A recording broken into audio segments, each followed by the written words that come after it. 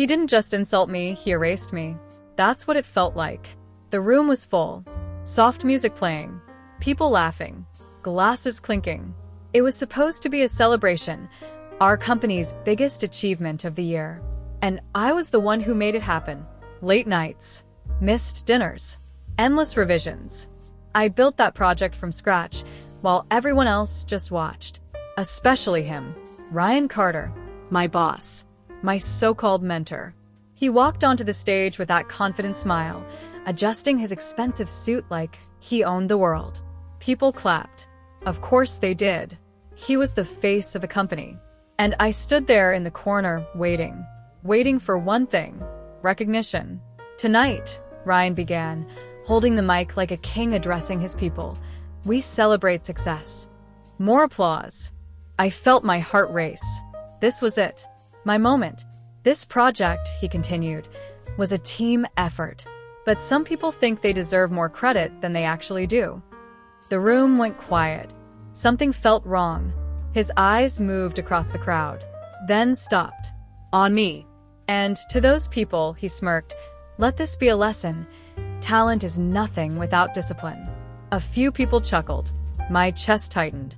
I mean, he added casually, anyone can have ideas. Even interns. Laughter. Loud this time. My ears started ringing.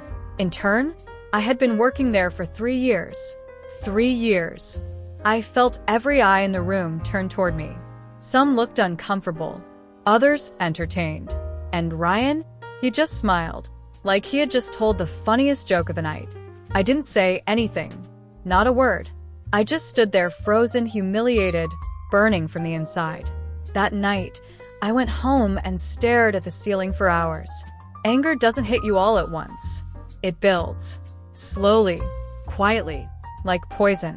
I replayed the moment again and again in my head. The laughter. The way he looked at me. The way everyone just accepted it. That was the worst part. No one defended me. No one spoke up. Because Ryan Carter was powerful. And I was replaceable. At least, that's what they thought. The next morning, I walked into the office like nothing happened. Same desk. Same people. Same fake smiles.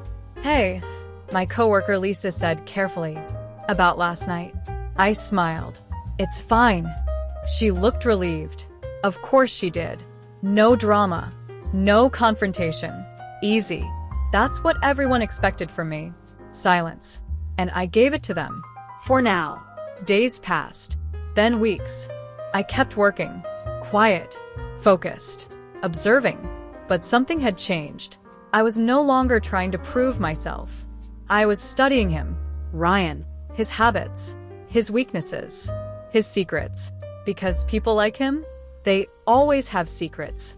One evening, while staying late at the office, I noticed something strange. Ryan's office light was still on, but he wasn't there. His laptop open. Unlocked. I stood at the door for a moment, heart pounding. This was wrong. I knew that. But then, I remembered the laughter. Slowly, I stepped inside, and what I saw on his screen changed everything. Emails, private deals, hidden transactions, names I recognized, and amounts that didn't make sense. Very illegal amounts. My breath caught. Ryan Carter wasn't just arrogant. He was dirty. And suddenly, everything became clear. I didn't need to fight him. I just needed to expose him.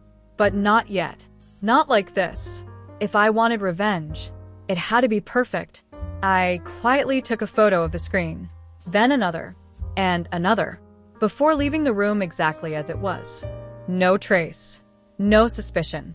That night, I didn't feel angry anymore. I felt something else. Control. For the first time, I had the power. And Ryan had no idea. But this was just the beginning.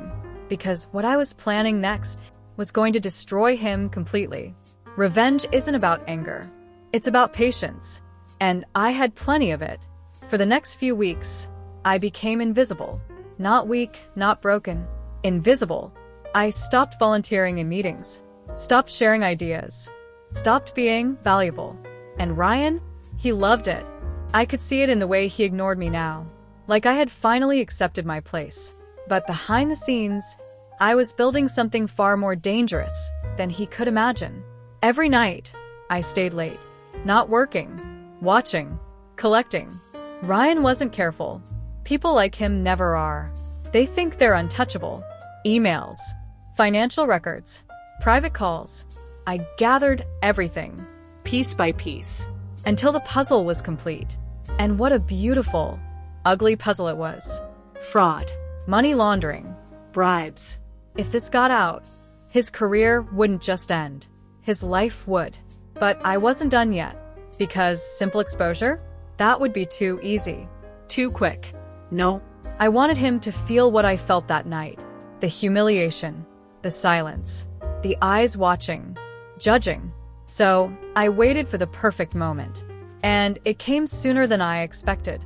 Another big event, bigger than the last one. Investors, media, executives. And Ryan was, once again, the star of the show. Perfect. The night of the event, the atmosphere was electric. Everyone dressed sharply, cameras flashing, conversations buzzing. And there he was, Ryan Carter, confident, smiling, untouchable. I stood in the crowd, just like before. But this time, I wasn't waiting for recognition. I was waiting for the right second. He stepped onto the stage. Tonight, he began, we celebrate growth, vision, and leadership. Same tone, same arrogance. I almost smiled. As he continued speaking, I quietly moved toward the control booth. No one noticed me. Why would they? I was invisible. Inside the booth, a technician was adjusting the presentation slides. Hey, I said calmly. Ryan asked me to upload the final file. The guy barely looked at me. Sure, go ahead. Too easy. I plugged in the USB. My heart was steady. No fear, just focus. Because I had planned every second of this. All right, the technician said. You're good. I nodded and walked out, back into the crowd, back into position. Ryan was nearing the end of his speech. And this, he said proudly, is only the beginning. That was my cue. The screen behind him flickered. He paused, confused. The audience shifted slightly. Then, the slide changed. Not to the company presentation, but to something else. Emails, transactions, evidence. Clear, undeniable. Ryan's smile disappeared. What is this? He muttered. The room went silent. Whispers started, then louder. What are we looking at? Is that real? This can't be. Ryan turned toward the screen, his face pale. No, this is a mistake. But it wasn't. Every secret, every lie, right there. For